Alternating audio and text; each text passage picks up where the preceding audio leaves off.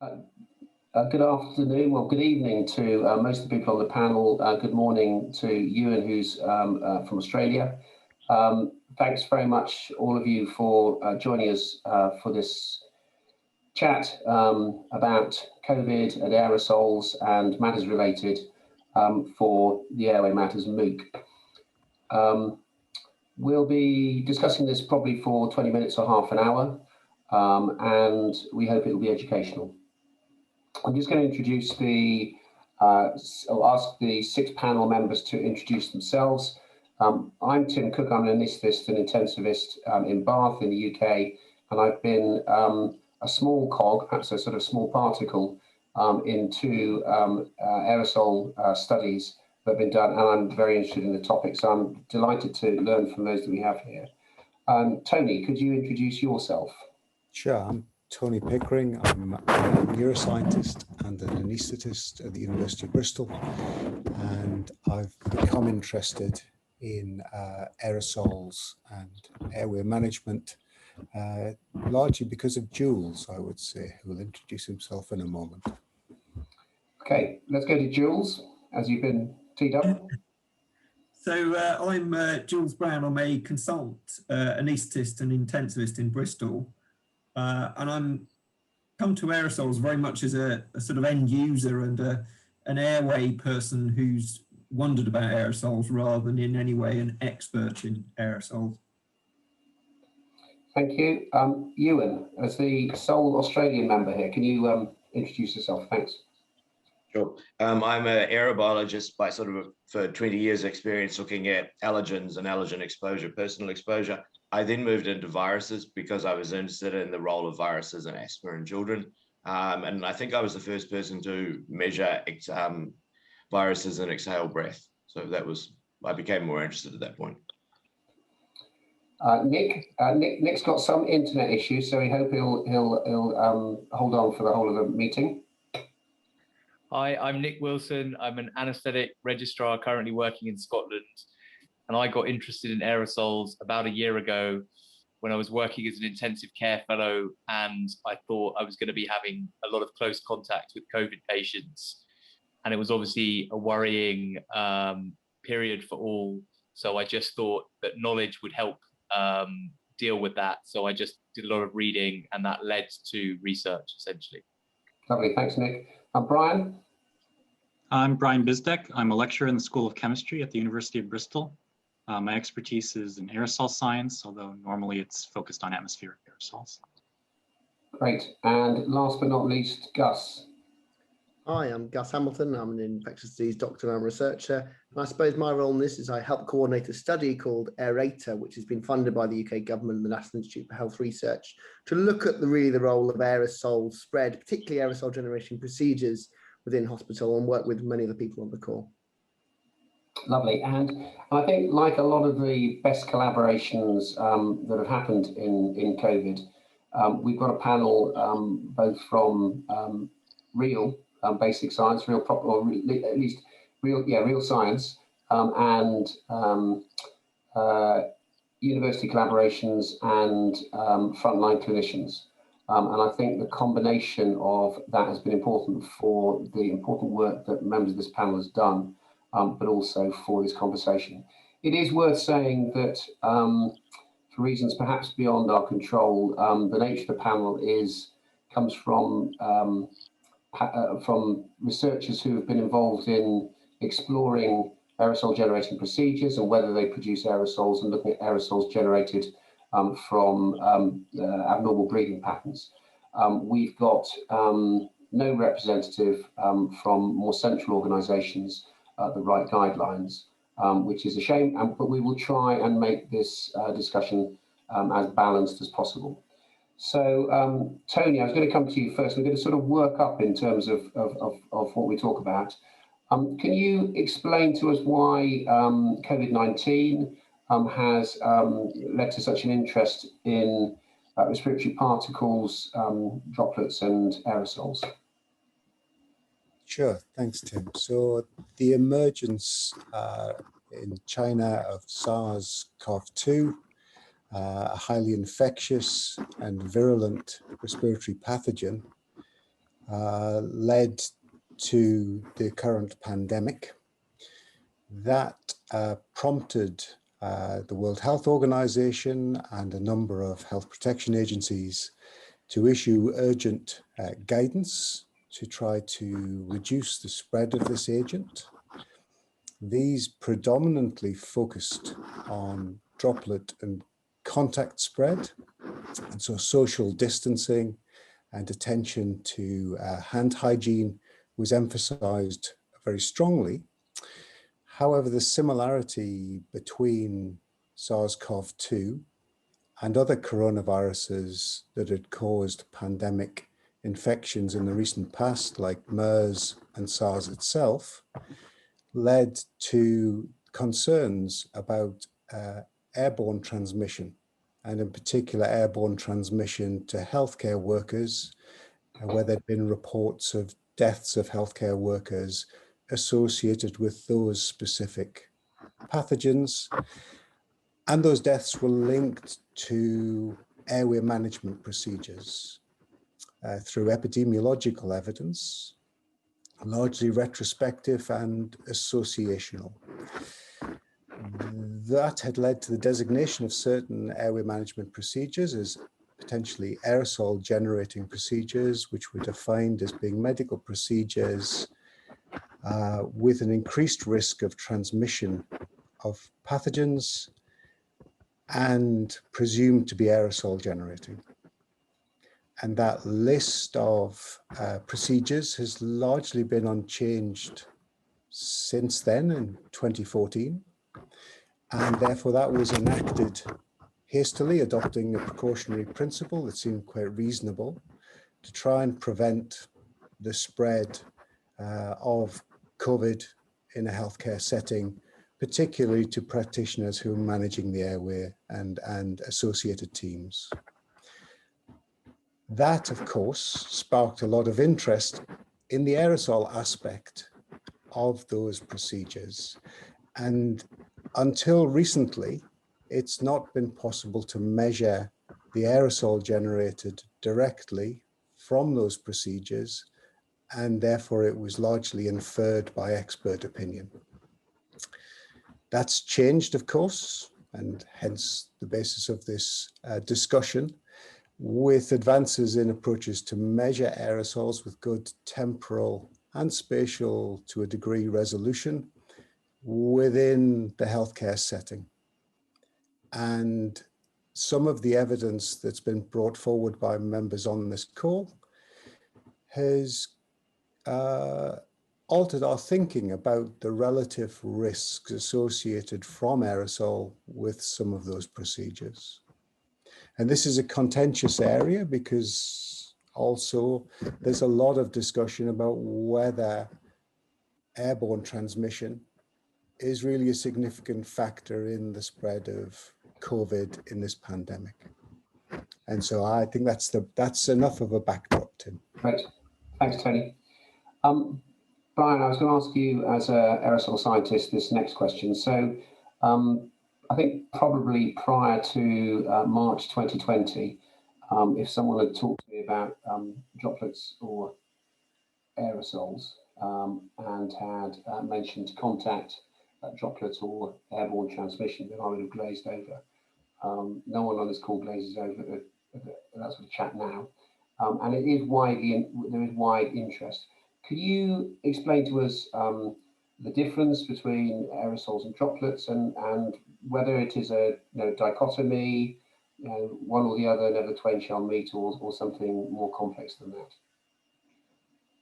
Sure. So aerosols are solid particles or liquid droplets suspended in the air, and they span a wide size range. They can be as small as like a nanometer in diameter, or even as large as several hundred micrometers in diameter.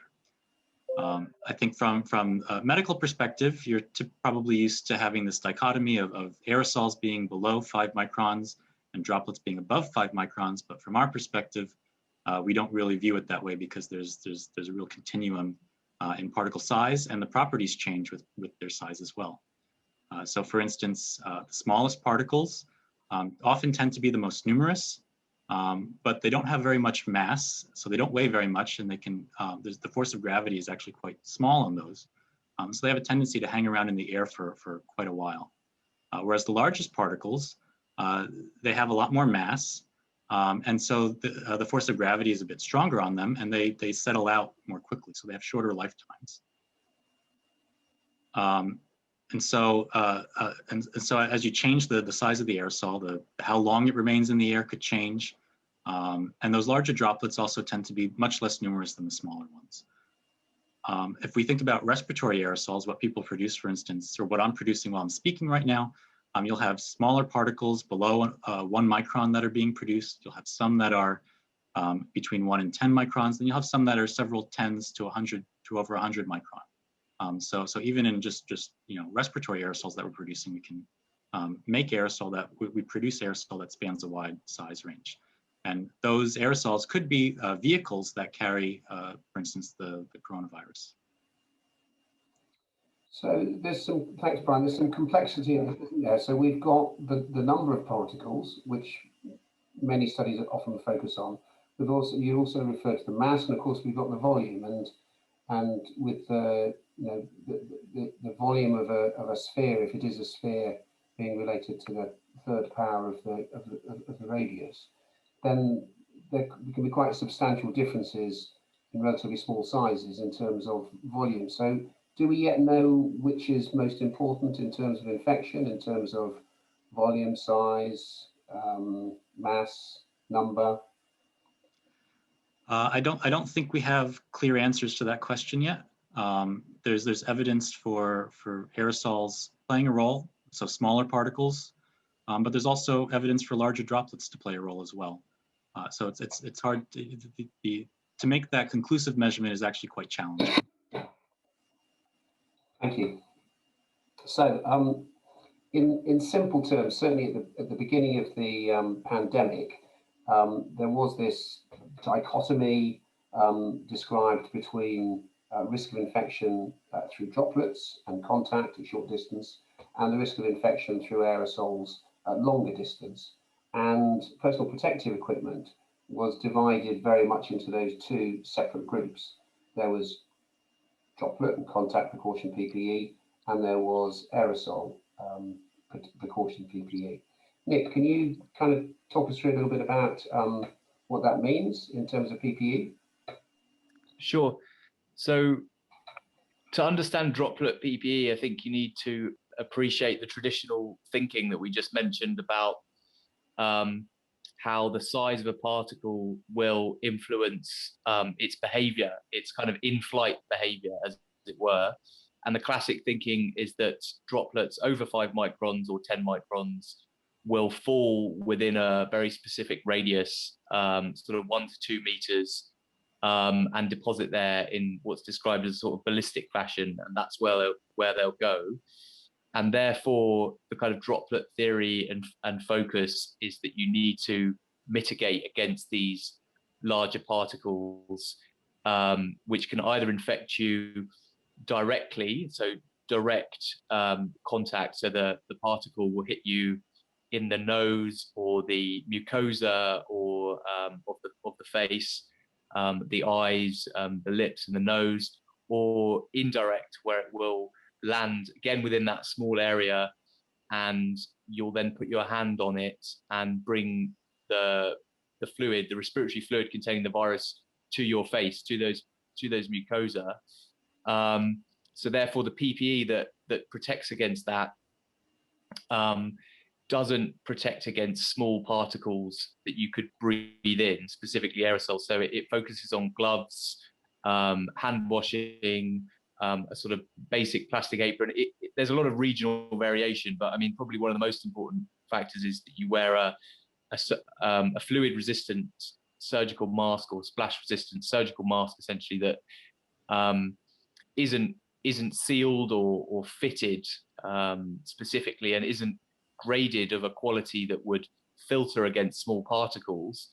So it's fluid resistant, and it will stop the large particles. And also there's an emphasis on protecting the eyes. So you have this, which might be sort of perspex glasses or a plastic visor, So that's the kind of emphasis of droplet precaution, droplet PPE, whereas aerosol essentially adds in a fitted graded respirator mask, which would be like an N95 graded mask, or people are using PAPRs, so positive air pressure respirators, which is similar. And then people also incorporate, when they worry about airborne PPE, there's again variation, but covering large amounts of your exposed sort of body, hair, face. So some people might wear a full almost has suit and things like that. There's regional variations around the world, but I think those are the key main differences, really. Yeah, so in the States, the tight fitting masks are called N95. They are filtering 95% of submicron particles in formal laboratory tests, and in the UK those would be FFP2 or FFP3 masks. That's right, isn't it, Nick? Yeah. So in the UK, FFP2 is roughly equivalent to N95, and then FFP3 roughly equivalent to an N99, so filtering 99%, and actually providing a filter both inwards and outwards, providing there's no expiratory valve. So that quite important sort of dichotomy. And in terms of actually maybe we'll come to the settings in which you might wear those when we talk about the guidelines with Jules a little bit later. So Ewan, if you had a sort of hierarchy of, thanks Nick, if you had a hierarchy of, and I would encourage people, if they want to come in on other people's questions, do, because it's due to your conversation. But Ewan, in terms of the hierarchy of protection that we can have from transmission of a potentially deadly virus, personal protective equipment sits somewhere towards the end of that hierarchy of protective either behaviours or actions that can be taken. So can you talk us through a little bit about other precautions and approaches that can be made to lessen risk? Sure. Can I just go back to the previous point, just because I think it is interesting, that idea of the 5-10 or whatever it is, the dichotomy between aerosols and droplets really comes from their ability to penetrate into the airways.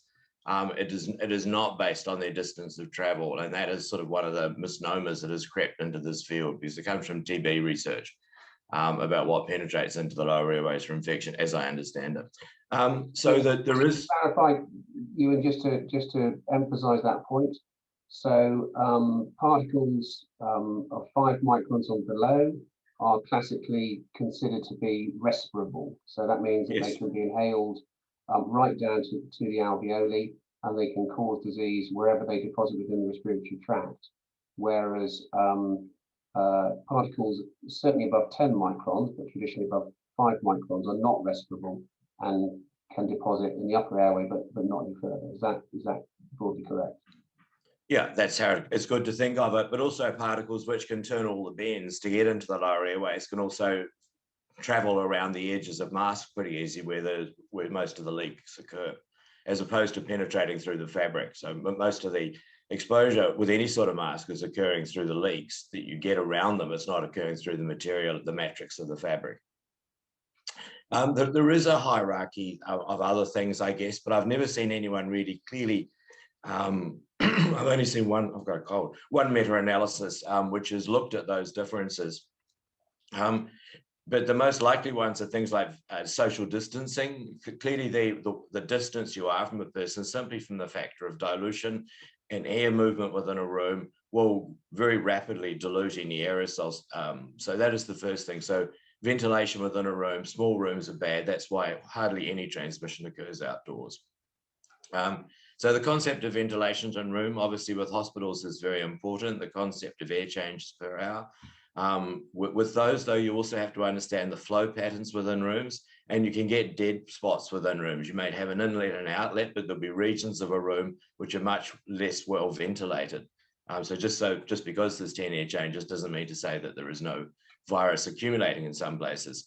I think also something that some people like to emphasize is the training and protocols that are required to have good protection, the need for fit testing, the need to know how to take equipment on and off, what the order of doing that is, all those sorts of things.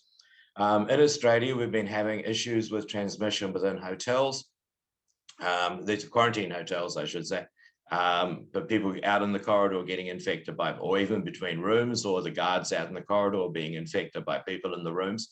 It's thought at the moment now that there's something to do with the pressure differential between the rooms. So just because they have good air changes in the room doesn't mean to say that when somebody opens a door or some other activity, you need to be an engineer to understand these things. Viruses will not pass under doors or through open doors or through other ways of leakage. I mean, often you can smell coffee being made in a house, several rooms away, because there is quite a lot of air movement even when doors are closed. So that's worth considering. Something that some people are very keen on is using upper level UV. Many viruses are quite susceptible to UVC. I think it's around about 240 nanometers. And so you can have lights in the top of a room, so the air circulating in the room is killing off the viruses, killing off viruses, it's the right term, is denaturing the viruses, but the people themselves are not directly exposed. There are some health hazards with some UV, but there are safe frequencies that you can use as well. But that combination of things that Nick mentioned, the gloves, the gowns, the hand washing, the mask, all of these things, even gowns, seem to add. So there's not one single thing there. All these things are additive. Masks probably are masks, and particularly N95s or P2s or FFP3s, better than surgical. All of those things are additive. I think that's enough. Thanks. Okay, so we've got, in addition to PPE, very much in addition, we've got a huge importance of separation from a sick patient. We've got ventilation. We've also got perhaps clever ways of denaturing or reducing the lifespan of a virus. And I guess we've got other, within hospitals, clinicians will be familiar with separate pathways to separate COVID infected or COVID at risk patients from non-COVID patients. And the whole process of locking down society, I suppose, has also been another way of, right at that high level, for reducing individuals' exposure to virus and reducing transmission. So there's all sorts of layers, I suppose, you can put on top of it. Thanks, Ewan. So Jules, coming to you. I'll just come in here quick, Tim. Yes, please do, yeah, Gus. I just think it's probably worth pointing out that there are huge differences between hospitals and institutions in their ability to control nosocomial infection. So clearly, the things that you were talking about do make dramatic differences. So although clearly we haven't analysed the data in greatly, some hospitals have had much, much, much worse problems with hospital-acquired infection than others. And at some point, someone bright is going to go through and work out all the measures that do work. But it is clearly that some places are managing to do all of these things very well, and some of them aren't. Whether or not that's ventilation or social distancing or the protective equipment, these things are still to be known. Sure. And we might pick up on that when we talk about the epidemiology of healthcare worker infections with COVID. We'll come back to that. Where were we? I was going to Jules, wasn't I? So this MOOC may be seen by people from a large number of countries, and although we're coming from the UK and Australia, different countries have different guidance around the whole prevention of infection and including, but not exclusively, PPE. So, Jules, can you speak to that a little bit? Yeah, so I mean, I think if you look around the world, the guidelines agree on a lot of things, and they all talk and they all emphasise precautions based around contact and precautions based around droplet. And I think all the guidelines are very similar in that respect. And they also seem to be all very similar in terms of how they approach what they define as aerosol generating procedures. And I think they are all basing their guidance on the WHO's definitions, and they're all advocating higher level precautions for people undertaking the aerosol generating procedures. Where they're split is on how they deal with healthcare workers who are in contact with suspected or proven cases of COVID. And they're split into two groups, really. And on the one side, you've got the CDC in the USA and the ECDC in Europe. who advocate wherever possible and where there's adequate supply, advocate using a respirator for close contact with those patients. And then on the other side of the fence, you've got the WHO and Public Health England, who don't advocate use of respirators for close contact with confirmed or suspected COVID patients. So that's where the main difference is do you wear a respirator when you're not doing an AGP, but you are in close contact with a likely infected patient? And of course, thanks, Jules, and of course, what is defined as an AGP is somewhat variable as well. There was a review recently which suggested there may be about 40 different procedures, from vacuuming to tracheal intubation and high flow nasal oxygen, which are designated as AGPs. But I think by and large, almost all guidelines would consider most anaesthetic interventions in the airway, most procedures that involve suction to the airway, and most procedures on the respiratory ward, the two procedures on the respiratory wards, high flow nasal oxygen and CPAP, or non-invasive ventilation through a mask, as aerosol generated procedures, most guidelines. And I'm not aware of any designated cough as an AGP. Am I correct in that? Which I suspect we'll come back to. I think you are correct in that, Tim, and that's where some of the aerosol investigations have been very interesting, in the sense that, as well as quantifying the aerosol generated from some of these procedures, there's been a move to use the cough as a reference event, as clearly an aerosol generating event, which puts the aerosol into perhaps some context in terms of quantity and perhaps risk. And it's there that quite a lot of the debate currently sits around whether we should be regarding respiratory events, which we know generate aerosol, as being risks in of themselves, and manage and take precautions accordingly.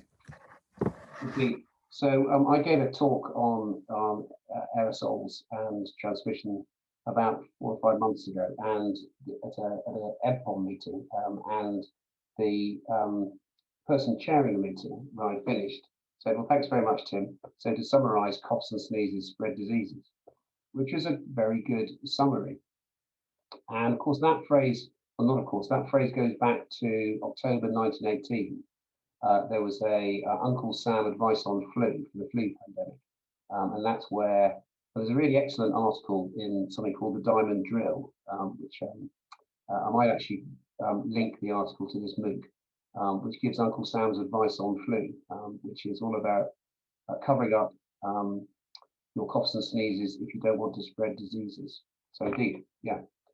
Right, so I was going to next ask Gus if he could answer this question, because I think one of the problems, well, without going into the problems of society, that there are polarized views, I think, in this discussion around whether all transmission is droplet and contact, and aerosol transmission is really not important, with the exception of these AGPs, however they're defined, or that almost all transmission is airborne. And I just wanted Gus to perhaps reflect on that. Yeah, I think it's an interesting debate, and it's probably the one that's moved the most during the pandemic. I think others may agree or not. But it's clearly, from what Brian said earlier, there is not a dichotomy in particle size. And I think it seems implausible to most people that one route is completely exclusive. I don't think anyone really believes nowadays that aerosol transmission never happens. What is difficult is what's the relative contribution of each mode of transmission. And I think the reason this is difficult is because the studies are really, really difficult. We've been in this pandemic for a year now, a bit more really. And I don't know if anyone else on the panel has found any really high quality evidence that has been able to determine a proportion of transmission associated, because most transmission occurs in cases that are linked by mechanisms that could occur by both aerosol and droplet transmission. And I don't think there's an easy way of getting around that, apart from kind of taking these unique situations where you can eliminate a route of transmission and try and estimate some proportion, but those don't occur very often. Thanks. Perhaps I can open this up to the panel. So I think as part of those dichotomized discussions or the sort of polarized opinions, on social media, it's very common to see people talking about choir events or events in restaurants where multiple people were seemingly infected from a single source that they weren't close to, as advocates of aerosol or airborne transmission. And on the other hand, some of those who are less supportive of aerosols will focus on the R number and the R number for TB, for instance, which is an airborne condition, an aerosol carried disease. The R number is considerably higher than it is for SARS-CoV-2, the virus causing COVID-19. And much emphasis is put on that and some of the epidemiology. I just wonder if anybody wants to join in about that. Solve the riddle.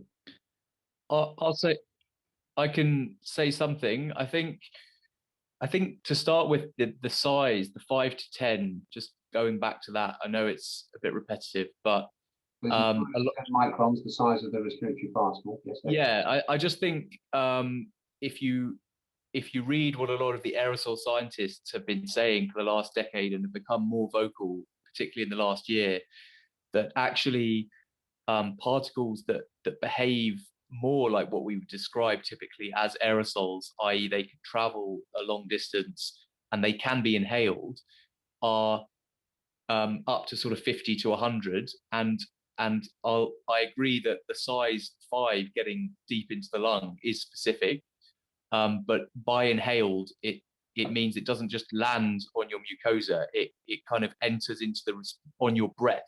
So there's a kind of active part of it. You can breathe it in, and then depending on size, it will deposit somewhere.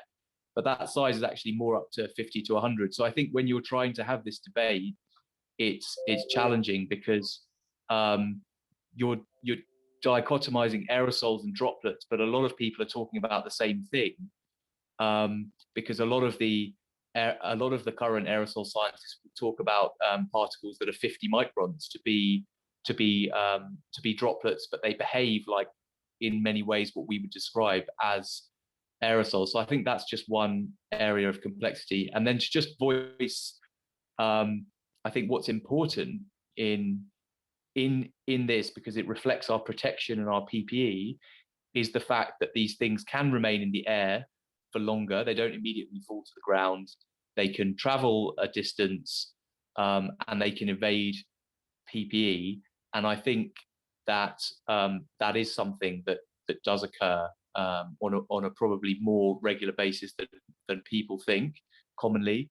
And the evidence, for example, the restaurant that you quoted, that was a CCTV recorded restaurant in China where they had one index patient, and that patient had no contact with any of the people that got sick, and they mapped where all the people that got sick sat, and that was in the kind of line of the air-conditioned unit. And of course, there's been multiple choir events, and this is epidemiological evidence that's suggestive of particles that can travel a greater distance, essentially through activities like talking and shouting. So there's epidemiological evidence, and then there's sort of biological evidence. Whereas the droplet, if we talk about the classic droplet argument, there's a review article in Nature that basically says there's been no proven fomite transmission during the entire pandemic. There's not been one case of proven fomite transmission. I'm not going to say that it doesn't exist. It could well exist, and we should mitigate against it. But there doesn't seem to be a fairness to both sides of the argument, and there never has been. There always seems to be an emphasis on the aerosol, the people that propagate a more airborne or aerosol side of the argument, that they have to prove, have some level of evidence that is greatly in excess of what is considered the status quo, even though the evidence for that is quite limited. Yeah, I guess one of the comments that folk might make from the other side of the argument is that there's a significant paucity of evidence from air sampling, specifically within hospitals, um, from around COVID patients of both viral particles within the air, within ventilation systems, and certainly of replicatable virus.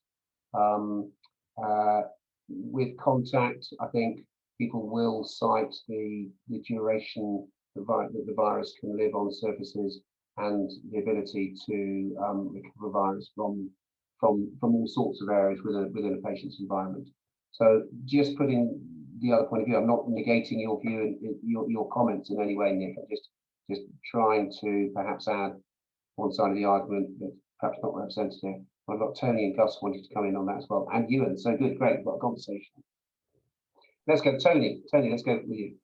So it's a very difficult scientific challenge, it would appear, to demonstrate that a virus is transmitted via any particular route and represent a specific hazard from that route. And I think we're seeing that. There's been intense efforts to try to demonstrate that for aerosol routes. And it's that evidence is not cascading forth, and that's because it's very hard to establish, I think. I can put it in personal context. If you'd asked me at the start of this pandemic whether I was happy with just droplet protection around a COVID positive patient, I think I would have said, yes, that makes sense. And now if you asked me, I think I would rather prefer to have airborne protection when I was in the presence of that patient. But I wouldn't refuse to see them if I didn't have that. And that reflects the level of evidence that I think I've advanced. Sure. We're going to come back to that. We're going to come back to the clinical conundrum. Fergus, I think you were next, and then we'll come to Ewan. Very briefly, because I'm sure others have got their points to make. I think the other problem is COVID is very over dispersed. So super spreading is a very, very large phenomenon. So a lot of these events, people often will argue, well, we know super spreading occurs and we know that most transmission occurs from a small number of people. So I think it's always important to think about these kind of individual events as being explained perhaps in other ways rather than just aerosol emission, some might say. So Gus, just to clarify, what you're saying there is that when you talk about super spreading, you're saying, so if the virus has got an R of say 3, so the average individual infects 3 other people, and those 3 people infect 9, and those 9 infect 27, but it doesn't usually happen quite like that. But there's a different pattern, that there's a super spreader infecting a much larger number of individuals, while the majority of patients will infect none. Is that, am I understanding that correctly? Some call it the Pareto rule, or the 80-20 rule, in that 80% of transmission comes from 20% of patients. We don't know quite what that is, whether or not that is because they're emission, but certainly viral load does appear to be a factor within that. So it's not simply that, it's part of it is that they produce a lot of virus, but part of it maybe they produce a lot of aerosol. We don't know. So that's viral load, individual circumstances, and probably circumstance of where they are as well. Is that right? Yeah. Okay. And you were going to come in there as well.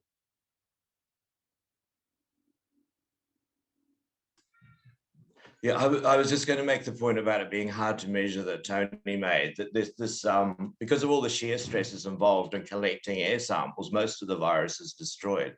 So it is really one reason why it has been so difficult to collect recombinant capable virus, so-called live virus, out of the air. And I think we need to really recognize the huge technical difficulties in collecting a very rare particle in a way that it is still capable of replication. That is a very difficult thing to do. So although RNA is not the virus, it is a pretty good marker of the virus in most cases.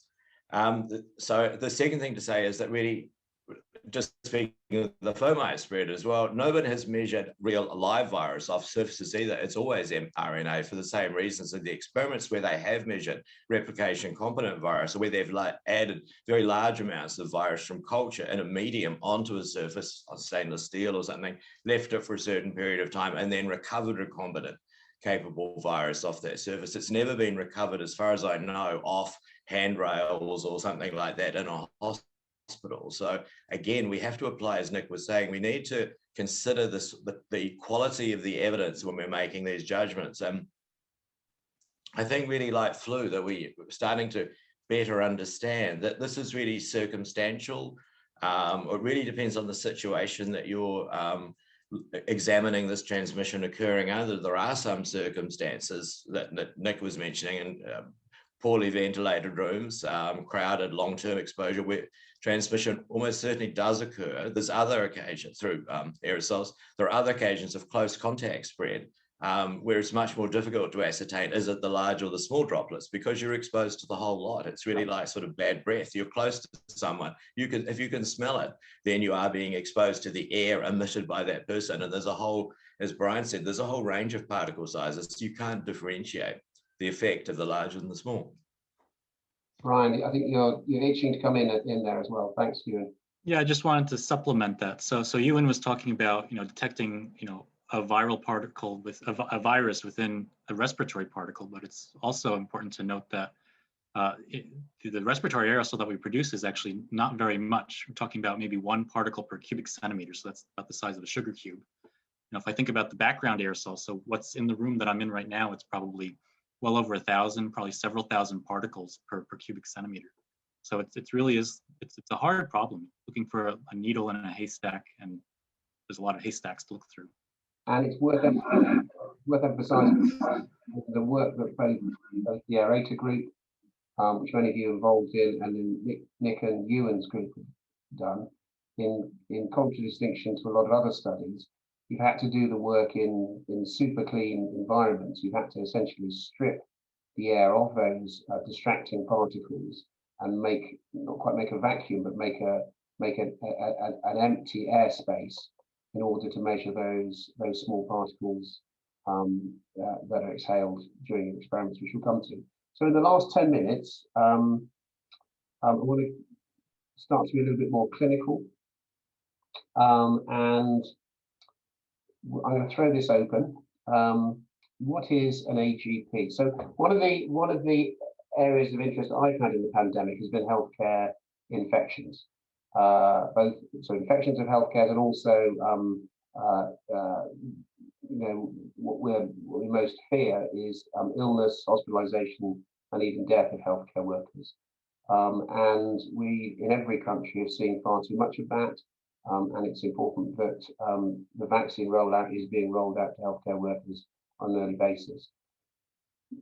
Early in March last year, in March 2020, there was massive concern, particularly on the back of the SARS data, that those areas that would be most at risk would be those people working in intensive care, those people intubating patients, those people working on close to patients having high flow nasal oxygen. It hasn't turned out like that, and actually intensive cares have been the safest place to be a healthcare worker, and theatres have been probably the next safest place to be working. So how do we deal with this contradiction that those people managing the airway are the most likely to be involved in AGPs, but they're not affected as much as people on the wards, or perhaps even bus drivers or others in close contact with individuals. What's an AGP? How does it all fit in? How does that all work? Let me throw that out. And Tony's itching to start with that. So I am slightly, because we're not correlate to really answer your question unless we modify it, I think. And so the reason I say that is what is and what isn't an AGP is determined by the health protection agencies and the WHO. And so far that list has not really been subject to modification, either with AGPs coming off or new procedures being added to the list. Although it is under active review, that designation obviously is made distant to this discussion. And so I think what we are qualified to discuss is which AGPs actually seem to be associated with an increased risk of aerosol generation. And that I think we're in a good position to discuss. Okay, good point. I'm going to ask Jules, Nick, and Gus to each of them in a minute each to tell them about tell us about AGPs that you've studied and whether they produce aerosols, because that's the starting point. We can't say whether they're associated with disease transmission, perhaps from the work you've done, but we can say whether they produce aerosols, which is a fundamental part of being an aerosol generating procedure. So Jules, do you want to shoot first? Yes. So I think the key to this is to look at the relative amount of aerosol. And I think it's very difficult because we don't know how the disease is transmitted, to what extent airborne is relevant. And so we can't say absolutely whether something is risky or not. But what we need to do is look at relatively. And when we looked at intubation in our study, it appeared to be relatively very, very low in terms of how much aerosol it generated. And when we look at something like bronchoscopy or endoscopy... For those people who've not read your paper, which is in anesthesia, you used a laminar flow theatre to make a very clean environment. You turned off the laminar flow and measured particles during the process of intubation extubation. One of your studies. That's the process of your study. Is that correct? Yes, and what we used a cough as a relative measure, and we, in our study, intubation generated very low levels of aerosol relative to a cough. But we've also looked at one or two other procedures, and if you look at bronchoscopy or endoscopy, they appear to generate very high levels, and they potentially generate more aerosol than someone who is simply coughing. And so I don't think you should necessarily look to say this is an AGP or it isn't. You should look to say this procedure increases the risk of that patient, or this procedure doesn't increase or potentially reduces the risk. So I think it's got to be a relative thing. Okay. Gus, do you want to tell us about perhaps what you've discovered about high flow nasal oxygen and CPAP? Yeah, thanks. I think Jules has nicely introduced that. We did a very similar methodology and looked at high flow nasal oxygen and CPAP and essentially found no relative increase in aerosol emission when giving those oxygen therapies. In fact, with CPAP, you actually relatively get a slight reduction because the mask probably is slightly protective. I mean, measurements can be slightly difficult, but I think the key here is the relative comparison of patients coughing produces a vast number more aerosol, more certainly larger concentration of flux of aerosol than these putated sort of aerosol generating procedures such as high flow nasal oxygen and CPAP. Okay, and though you found some particles or a significant number of particles associated with high flow nasal oxygen, but I think you can tell me a bit more about those. Yeah, I mean, we can only measure what we can measure in the hospital that we have, and we have a particular device called Nervo, and we tested 4 or 5 of them, and the machine itself actually generates quite a lot of particles, probably through some mechanism within the machine. And what we found is that depending on the device, you did get a lot of measured aerosol. We were able to, with some experimentation, to prove that was largely, in fact, nearly all related to the machine rather than being from the patient. The interesting question is whether or not the aerosol that comes from the machine and then goes through the mouth and exhales is of any risk. I think Brian might have a view on that, or Ewan might. Okay, so just before we go further, I'm going to come to Nick in a minute. We've got from the Aerator study in Bristol, we've got intubation producing very few aerosols. We've got CPAP producing very few aerosols, perhaps even reducing aerosols compared to active breathing, which is consistent with a study by Gakeley as well. We've got high flow nasal oxygen producing aerosols, but they're generated from the machine, not the patient. And then we've got procedures such as bronchoscopy and endoscopy and extubation perhaps that lead to coughing, producing significant amounts of aerosols compared to the procedures I just mentioned. Nick, do you want to add to that in your study that's published in Anesthesia today? Sure. I'll just start by one of the things that really interested me and attracted me to this topic at the beginning was that, you know, people similar to Ewan over the last decade and more have been trying to understand the physics and physiology of aerosol and droplet formation. And put very, very simply, the respiratory lining tract fluid has a surface tension, and in order to create these particles, that needs to be broken by a force. And there's kind of been, you know, essentially flow velocity, so fast moving air, and opening and closing of the vocal cords and the terminal airways. Those have been the three main mechanisms that are described to make both aerosols and droplets, essentially. So when we thought about aerosol generating procedures and kind of put ourselves in the room in the original SARS with these healthcare workers who were under stress, preparing to intubate or put on non-invasive, these dyspneic patients who were deteriorating from respiratory failure, we envisaged that they would be breathing fast, coughing, and that the healthcare workers would have to spend a prolonged period of time in close proximity to them, performing ECGs, taking bloods, looking after the patient, but also as part of that, intubating the patient. And the epidemiology that associated with the infection with the healthcare workers didn't tease apart any specific aspect of that process. So what we were concerned about was that actually it wasn't the procedure per se, although that contributes to the risk by putting somebody close to a sick patient.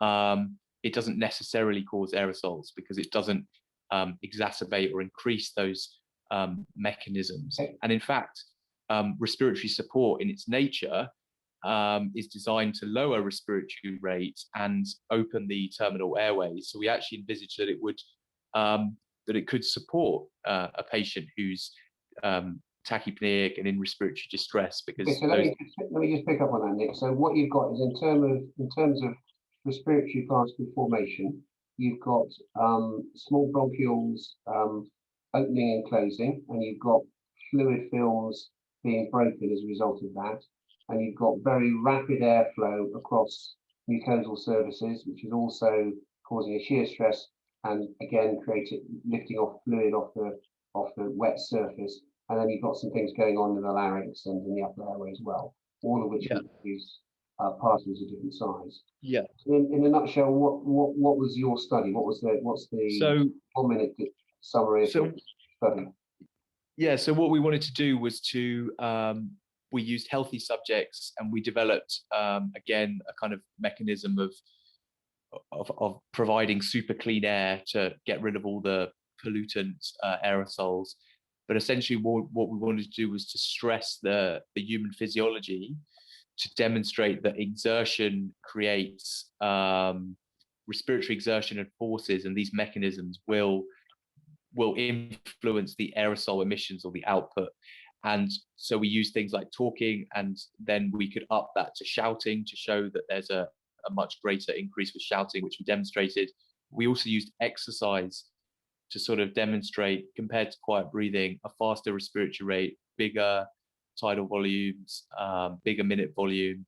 And, you know, again, that showed a rise. And we used forced expiratory breaths, which obviously, you know, you exhale to closing capacity, the terminal airways close, and then on the next breath, and this is something that we based on previous studies that demonstrated this, that on the inhale and then the subsequent exhale, there's a much greater efflux of aerosols that is thought to be because these terminal airways have sort of opened and closed. So we did these, and we did cough as well, and we showed very, very high aerosol and sort of droplet emissions during these activities. It seemed linked to exertion. And then we used non-invasive ventilation and CPAP and high flow nasal oxygen at different flows and pressures, and demonstrated that at the highest pressures and flows, they can generate a small number of aerosols. So you cannot say they are not aerosol generating, but even at their maximum, they're considerably less than talking. So you have to sort of think about the relative context of it. And interestingly for us, it's something that we speculated might happen if you provide somebody with these therapies while they're exercising or coughing, for example. They actually have a reduction in the aerosol and droplet emissions, which kind of makes biological sense based on the mechanisms of aerosol formation. And it is something that needs a lot more investigation in the future, but certainly there's a signal within our study that they may reduce aerosol emissions in what would seem to be a more clinically indicated context. Because so Nick, I've just shared a screen there. I hope you can all see a screen with the cone that was used in Nick and Ewan's study. Can you all see that? Yeah. Yep. So you use that cone to collect the vast majority, and attempt to collect all the respiratory particles which were exhaled during various respiratory patterns, and then you put the patients in an ultra clean environment, and then you put the patients on CPAP and high flow and examined the amount of particles. And in essence, you showed that during active respiratory patterns, there was an extensive amount of aerosol generated, and that was in fact somewhat mitigated, not increased, but somewhat mitigated, particularly during active respiratory patterns with those respiratory therapies. So in contrast, like all these studies, in contrast to the AGPs increasing aerosols, if anything, they're actually decreasing aerosols. So I think those three studies are really important. We don't have anybody here to put the counter view, but I think they're all important. So lastly, just for the last couple of minutes, and again, I'm going to put the question to the entire chorus. Where does this put us? What does it mean clinically? Over a year, we've learned more about aerosols and droplets. We've learned more about modes of transmission. We've learned more about the duration of time that individuals are infectious with COVID, with SARS-CoV-2, and we've seen a lot of epidemiological work about infection. And sadly, many people have died from the disease. From a medical perspective, this is a talk for airway managers. Where are we at? Should the guidelines be being changed? Are they being challenged? Should our practice be changed? Where are we at? I hope we have a range of views, and we're going to limit this probably to sort of 30 seconds per individual. Gus wants to go, I think. Jules, so it's Jules' hand. Jules, you go first. Yeah, I mean, I think there's sort of the simplest way to think of this is that we should base our precautions on the patient and how risky we think that patient is. And we shouldn't be basing it on what procedure we might undertake. So if the patient is very likely to be infected, we should wear appropriate precautions for contact with that patient. And it shouldn't be based on the procedure, it should be based on the patient. And what would you judge to be appropriate wear PPE for, say, being within 2 meters or less than 2 meters? So if I went to see a patient who was confirmed or very likely to have COVID, and I was going to approach them within their room, I would want to wear a respirator. But if I was going to... So respirator, you mean an FFP3, N95 yes, or hooded respirator? Yes. But if I was going to intubate a patient who I didn't think had COVID, I wouldn't bother to wear a respirator. Okay, so let's just take that back. So you're going into the room of a patient who you think, or we know has got COVID, or you think's got COVID. Coughing or not coughing, does it matter? Does it change your behaviour?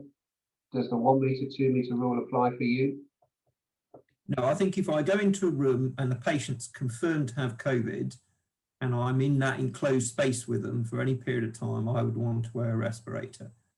Whether it was 1 meter or 2 meters, I don't think makes a big difference. And then you're going to theatre to intubate a patient who you know does not have COVID.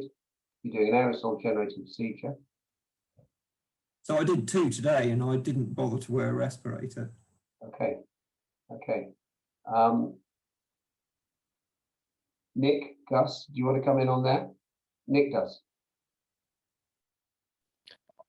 I agree with very much what you said. I think it's interesting to frame it from the beginning, that from the beginning of the pandemic, the only way you could have access to a respirator face mask is if you were doing an aerosol generating procedure, regardless of the environmental, the physiological context. So I think that's definitely wrong, and that needs to be improved. But I do think that Jules, maybe I think that procedures do add to the risk because they do bring you into proximity, and that epidemiological association with respiratory disease could be apparent. But I agree with you taking the precautionary principle. I basically agree with But what you're saying. you agree on focusing on the patient more than the procedure. Is that right? Yes, but I would make the caveat that as much as the work that I've been doing has kind of been refuting the AGP fixation and paradigm, I also have come to appreciate that the safety of intensivists and anaesthetists during this pandemic, whether this is a double-edged issue or something, but their safety has been preserved due to the obsession with AGPs, and that they would have been in contact with a lot of sick patients with respiratory distress and potentially high viral load. And that I do believe, because some people are trying to, I'm seeing people referring to our articles now. I even saw it in the public media today that somebody says that intensive care patients on these therapies are lower risk. And I don't think that's what we're saying. We're not saying that patients who are needing respiratory support and having, requiring, let me comment on that, Nick. I think that one of the important differences between SARS and SARS-CoV-2, so between SARS and COVID-19, is the infectious period. So the period of maximum infectivity with SARS is when you're most critically ill. That potentially has passed on admission to intensive care. There are lots of factors why intensivists might be at lower risk. I personally would agree with you that the lower risk or incidence of infection of intensivists and or people working in intensive care compared to the wards is a reason to continue with their treatment, not to throw it away and say that risk does not exist. So Tony had his hand up first, and Gus, and then I think we're going to wrap it up after that. So Tony. So Tim, as you'd expect, I sort of agree with the guys, but I just reflect that we're in a very rapidly moving field, and actually we started this pandemic relatively blind to who was infected and who wasn't, because we didn't have a good test. And that to some extent has changed, and we have a reasonable ability to identify who has it. We started the pandemic without any vaccines, and now probably many of us on this call have been vaccinated, which changes our personal risk and our perception of that risk. And we have been successful in changing our healthcare delivery to probably make it much better organized within our healthcare setting, where we can be sufficiently bold to say, I'm confident that this patient doesn't have it, and I'm confident that my risk is relatively low, and therefore I'm confident that I don't need to wear that level of protection. But I would say that's a personal judgment call, and of course these guidelines have to be based on what is generalizable. Yeah. So I'm going to come, thanks for that, Tony. I'm going to come to Gus, and I'm going to ask a very specific question, which I think you might have a view on. So, for instance, I noticed that there was a news article yesterday. So various people have been calling for FFP3 N95 masks for all healthcare workers. Others slightly more limited. I noticed that in Germany they're calling for N95 masks being used by the public in all public places. Do you think all healthcare workers should now be wearing FFP3 N95 masks in clinical practice, Gus? No, I don't think they probably should. I think if you'd asked me 6 months ago what we knew, then I probably might have said yes. But I think Tony's hit the nail on the head here with vaccines. You know, the data from both the AstraZeneca vaccine and the Pfizer vaccines shows that, you know, the reduction in symptomatic and asymptomatic infection is quite gross. You get a log-fold reduction in viral load even if you are infected. Most patients we admit to hospital are over the age that they're vaccinated. Most of us are vaccinated. Gus, I'm going to push you there. So the UK has probably got the fourth, we're talking to 140 countries here. The UK has got the fourth highest rate of vaccination. And many of us on the call here are healthcare workers, we were at the front of the queue for vaccination. So in Ghana or in India or in Indonesia or in Brazil. Yeah, I think you're right. I think you're right, and I think I'm saying it from the UK context. I think I wouldn't, because the risk is different, but the risk is situational. And I think if I was a Ghanaian or Brazilian healthcare professional with widespread community transmission, risk of catching coronavirus from asymptomatic patients or poor symptomatic patients, I think I might consider it. But I think that perhaps with core testing and identification of patients, perhaps. Yeah, and I think these policies are easy to implement and hard to stop. So I think you want to have if you do implement it for everyone, you want to know when you're going to stop it, because I don't think in the UK we'll be wearing FFP3 in 5 years' time for everyone. Okay, so I'm going to ask both Brian and Ewan as we close, just to imagine that you were a frontline healthcare worker. You're coming into a ward where you're not sure whether patients have COVID or not. You're not going very close to the patients. What are you going to be wearing? A surgical face mask or an FFP3 mask? Let's go to Brian first. As Gus was saying, it is a bit situational. I probably would feel more confident with an FFP3 mask, but I also recognize that a surgical mask probably will do a decent job. And you'd like the windows to be open and the ventilation to be good. Yeah, I would prefer that the windows be open and we try to keep the number of people in the room to a minimum. Okay, perhaps I've made it too simplistic with that question at the end, so I won't push you in on that. So just to wrap up, I'd like to thank everybody. This is a complex subject, and I think that the conversation has illustrated that there aren't necessarily any pat answers. It's not about correcting somebody in their false beliefs. It's perhaps about a discussion that requires nuance and a crossover between clinical science, clinical work, and laboratory science, which is a challenge.